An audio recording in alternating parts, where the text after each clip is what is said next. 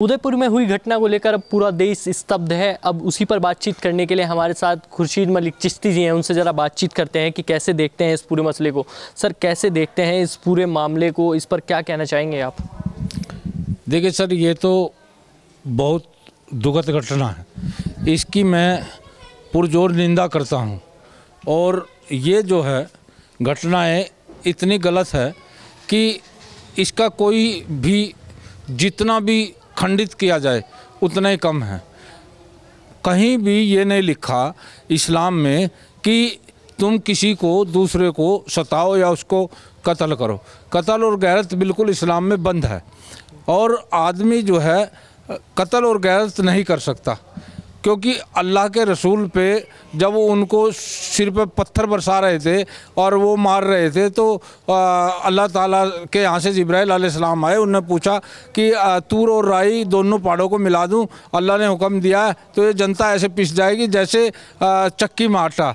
तो आपने कहा नहीं, ये जुल्म कर रहे हैं, कोई बात नहीं, इन्हीं में से मेरी उम्मत पैदा होगी। अरे ऐसे के नाम पे तुम जो है गलत काम कर रहे हो और इस्लाम को बदनाम कर रहे हो और सब लोगों को बदनाम कर रहे हो। ये इसका मैं बहुत खंडन करता हूँ, और ये जो है बिल्कुल गलत है, ऐसा नहीं होना चाहिए। अच्छा, अब तो सोशल मीडिया पर तमाम बातें भी उठ रही हैं। कहा जा रहा है कि अगर जो वहाँ पर योगी सरकार होती या योगी जी वहाँ पर होते तो इसकी कार्रवाई बहुत तेज़ी से हो जाती। अभी वहाँ पर कांग्रेस के अशोक गहलोत हैं, तो आप कैसे देखते हैं? क्या ऐसा भी कुछ इस पर कहना चाहेंगे?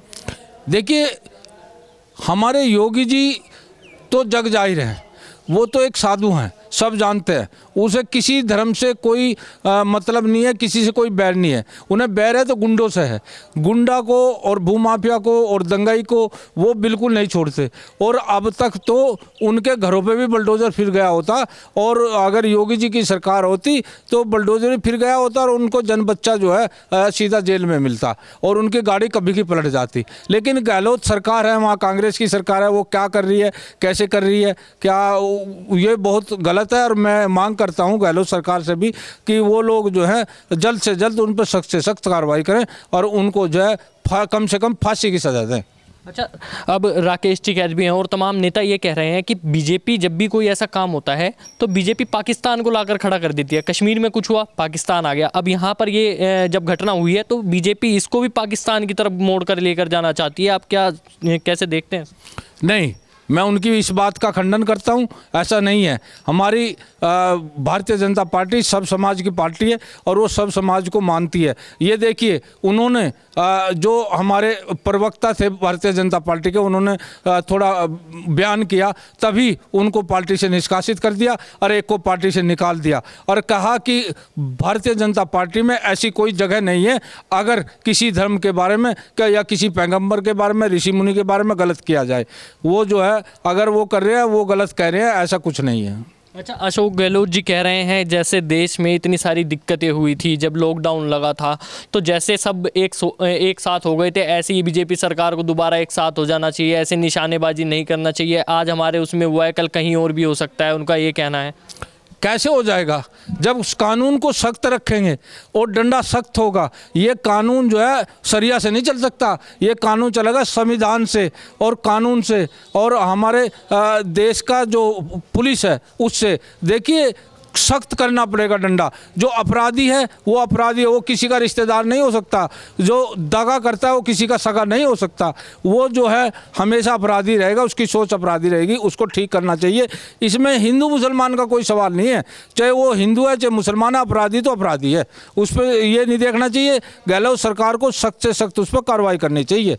अच्छा, जब ये पूरा घटनाक्रम हुआ उसके बाद दोनों जो आरोपी थे वो आए, उन्होंने एक वीडियो बनाई, उसमें उन्होंने कहा कि अब इसका तो काम हो गया, कन्हैया लाल को तो हमने एक तरफ कर दिया, अब बारी है मोदी जी की, और मोदी जी की गर्दन पर भी ये छुरा एक बार चलना चाहिए, उनका ये कहना है। तो कैसे देखते हैं उसको आप? देखिए, मैं उसकी घोर निंदा करता हूं और मैं कहता हूं कि मोदी जी तक पहुंचने के लिए तो हमारे जैसे राष्ट्रवादी मुसलमान, हमारे जैसे देशभक्त मुसलमान सामने खड़े हैं। पहले हमारी गर्दन पर छुरा चलेगा जब मोदी जी के चलेगा। और अगर उनकी माँ ने दूध पिलाया है और वो अपने आप को नु कहते हैं हम मर्द हैं, तो ज़रा सामने आ जाओ तो एक बार उत्तर प्रदेश में उनको बता देंगे तुम्हारी औकात क्या है। ऐसा नहीं है। मोदी जी हमारे प्रधानमंत्री है और हमारे प्रधानमंत्री हमारे सिर का ताज हैं। हम उसको जो दिल से प्रेम करते हैं, और ऐसा नहीं है वो हिंदू मुसलमान सिख ईसाई सब उससे प्रेम करते हैं, सब उसको चाहते हैं। ऐसा नहीं, वो गलत सोच है। उनको जल्द से जल्द अंदर करना चाहिए और उनको तो मुकदमा नहीं चलाना चाहिए, सीधा एनकाउंटर कर देना चाहिए। अच्छा, ऐसी क्या सज़ा होनी चाहिए?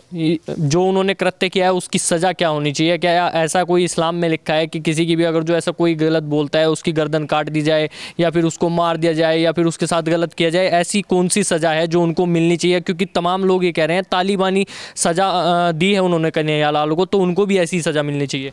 देखो, इस्लाम में कहीं भी नहीं लिखा, किसी हदीस में नहीं लिखा, जो कलाम पाक नाजिल हुई हजूर सल्लल्लाहु अलैहि वसल्लम पे और जो उन्होंने अपनी जीब मुबारक से कह दिया वो हदीस है। उसके सिवा कुछ नहीं है इस्लाम के लिए। और अर्जी फर्जी तो लाखों बना रखी है इन्होंने, उसका कोई मतलब नहीं है, कोई महत्व ही नहीं है। महत्व है कलाम पाक का और हदीस का, जो रसूल की है हदीस उसका, उसमें कहीं नहीं लिखा। रही उनकी, अगर उन्होंने ऐसा वो कह रहे हैं तो उनकी सोच ही है तो सीधी जैसे सऊदी अरब में देते हैं कि आँख के बदले आँख और हाथ के बदले हाथ और गर्दन के बदले गर्दन, उनकी जो है गर्दन ही उड़ा देनी चाहिए। और उनको चौराहे पे खड़ा करके, जैसे अंग्रेज़ करते थे कि चौराहे पे खड़ा करके उनके ऊपर खड्डा खोद कर उनको दाब दिया जाए आधे तक, और उनके ऊपर दही छिड़क कर शिकारी कुत्ते छोड़ देना चाहिए उनको। कम से कम उनके बाद लाखों को ये पता लगा कि हाँ ऐसा होता है और उनकी सोच बदले।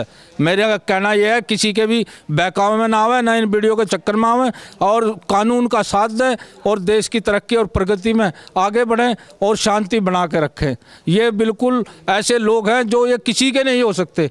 इसमें जो है जो ये गलत सोच रखते हैं, ये ना ये हिंदू का है, ना ये मुसलमान का है, ना सिख का है, ना ईसाई का है, किसी के नहीं है। अच्छा, तो आपने देखा खुर्शीद मलिक चिश्ती जी हमारे साथ मौजूद थे, हमने इनसे सवाल जवाब किए तो इन्होंने सीधा जवाब दिया है।